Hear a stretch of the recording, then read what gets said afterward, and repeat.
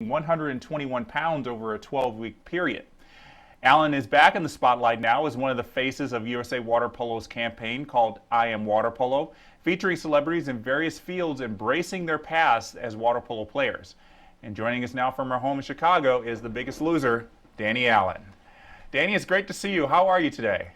I'm great. It's great to see you guys too. I'm doing really well. Well, it looks like you just got back for some exercise.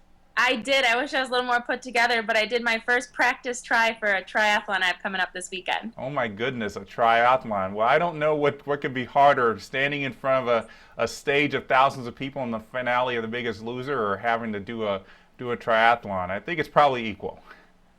Yeah, although I'm a little more nervous about the try, just because I'm afraid of falling off a bike.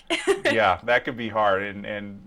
But I guess you have a past as a water polo player, and you also played soccer, so you know how to swim and you know how to run. I can understand the fear of the bike. It's natural. Yeah, yeah.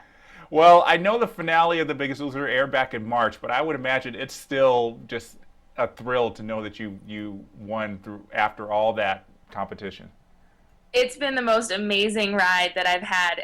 If you would have told me a year ago that this is where I'd be sitting, I wouldn't have believed it. And the sky's the limit right now. And I'm telling you, the opportunity that I got with USA Water Polo and being able to swim with the team I've told everyone, has been the best experience of my life so far.